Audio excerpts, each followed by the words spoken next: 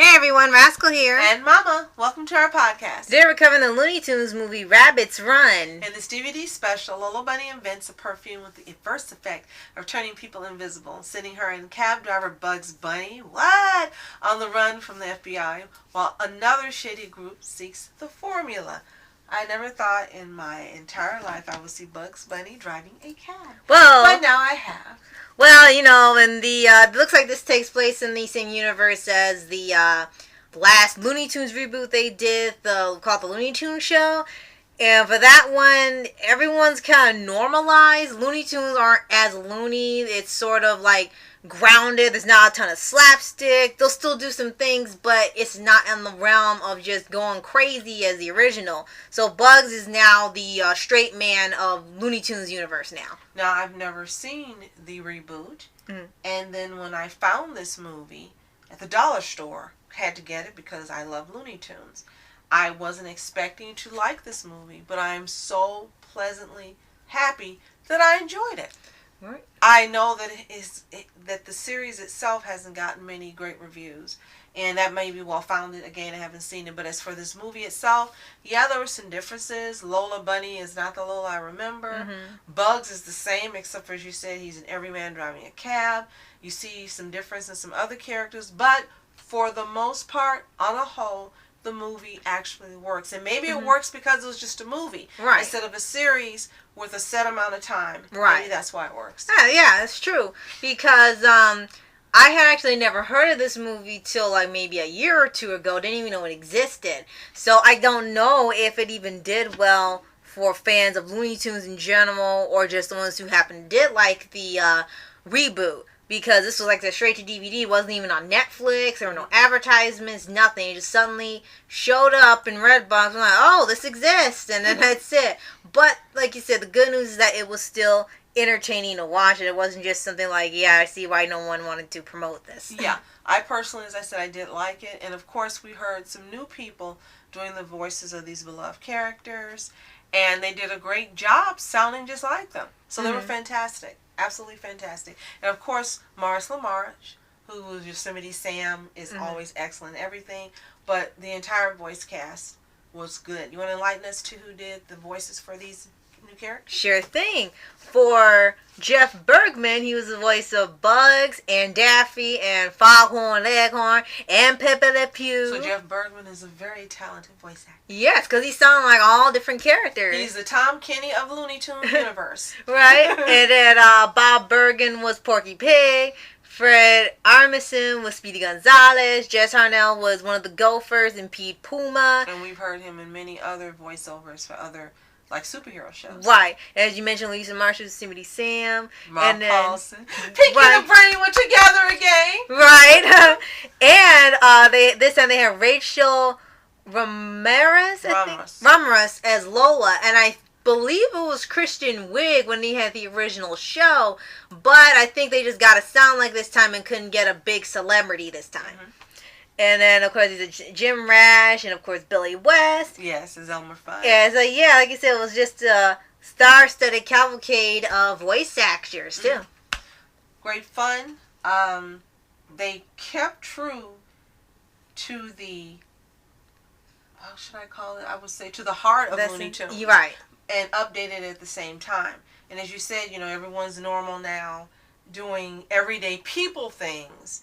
And, you know, Bugs doesn't look... I guarantee Bugs isn't living in the ground anymore. No, he's got a big old mansion now. And, well, you know what? I know every cab driver in America would love to live in mansions because they drive cabs. Right, like, who are you driving? Or maybe he found some real carrots underground. All right. So, that was interesting. Lola, for me, was a character I really, really liked. And this was seeing a different version of her. They made her not sexy. They made her not siren-like, and it was really different for me because even though she was like that in the original series, she was very intelligent. She was definitely girl power, and she was the smartest one who would be in a group like when we were in Space Jam. So seeing this version of her, it took me probably about 10 minutes to get used to her being this way because she's definitely a different Lola Bunny, but I do like this version of her. I really like the original because That's the one that, you know, I grew up watching, but I like this version of her as well. And you have to think about Looney Tunes and how long the original Looney Tunes was around. I think from the 30s. So you had from the 30s all the way to about early 2000s that they were still showing Looney Tunes on TV in syndication.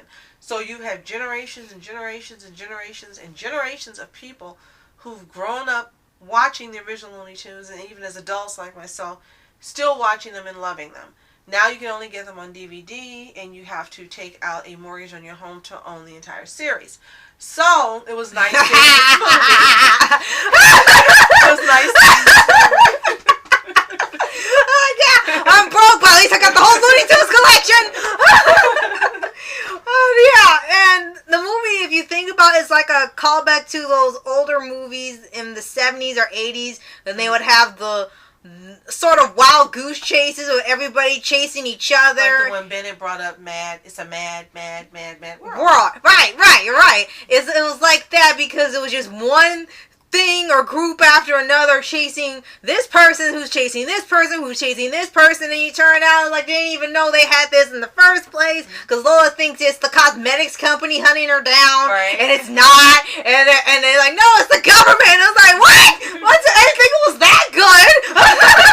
Well, alas, it was. And she used this rare flower that clearly no one knew had, well, I guess the government knew, but regular people didn't know it had the property to do what it did. And it was funny, it was the endless bottle of perfume because they kept spraying and spraying, and no matter how much they sprayed, there was plenty of perfume in that bottle. I want a bottle of that perfume. The invisibility, of course. I was weird. Wait a minute, how much is in there again? You only made this much. So it was also good to see kind of a different version of Elmer Fudd. I mean, it was strange. It was good to see a different version, but at the same time, it was strange, the same as it was for Yosemite Sam. Because you're so used to, being the hunter and the cowboy and stuff. Absolutely. And then what I did miss were seeing other characters that we were used to seeing. You know, they were missing quite a few. Right. And for here, I think they kind of like kept it simple in terms of who to keep track of. I mean, they somehow managed to put Marvin the Martian in here, so that's when that was the one outlandish thing they had. They managed to put in Daffy Duck, Porky, Elmer, Yosemite, and for the Looney Tunes reboot, it was kind of like that too. They all lived in this city, in this community, but they all had just regular jobs and stuff, so the stuff they were doing in the cartoons originally, not the same. Elmer was more responsible. He was a weatherman. Yosemite was a hardworking guy, but he was just an annoying nuisance neighbor, but he was super nice. So Cecil Turtle, too. Right, Cecil Turtle, who's still evil, the most evil character in the Looney Tunes universe, only he's not trying to kill bugs this time. Right. So, this is sort of a taste of Looney Tunes show if you have not seen it. Although they did make it more like the original Looney Tunes instead of just making everybody Seinfeld and everything's mundane and trying to find the surrealness of it. And for me, this was a great warm-up to getting ready and waiting for finally the Space Jam sequel. Right. So, I think I got it because it was like, yeah, we're waiting on Space Jam. I've never seen this. Let's see how this movie is. And again, I really enjoyed it. So I'm expecting great things from Space Jam. And I know that this was made in 2015? Yeah, I think so. Yeah, you're right, 2015. It doesn't even feel like it. So we know there'll be some better animation, and there'll be probably some different writers and different producers and things for Space Jam. So I can't wait to see what they do with this movie, and I really hope they make it as beloved as the original, because you used to watch that every day for months and months on end.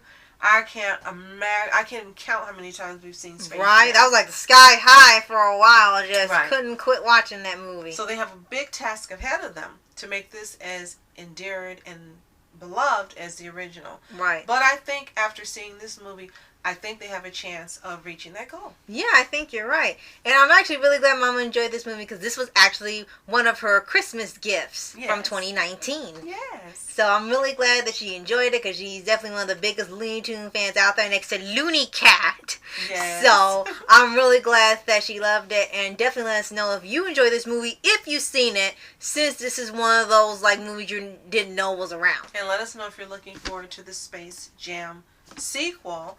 If you're happy who's going to be starring in it, and what things are you expecting from this movie, let us know in the comments below. Right. And be sure to like, subscribe, and click the notification bell to get updates on new podcasts from Paws. Yes. So, thank you so much for watching. I'm Oscar Entertainments. And I'm Mom Entertainments. Have a fantastic day. Peace. That's all, folks. And reporters sitting, flashing lights, trying to walk around, man, who the hell are you? What you wanna do? Well, man, it's on you. Man, it's on you. Hit her in my dreams, she was my queen. A castle in the mountaintops, rivers and streams. Plucking sunlight from the sky in my pocket. Give it to you later on in the form of a locket.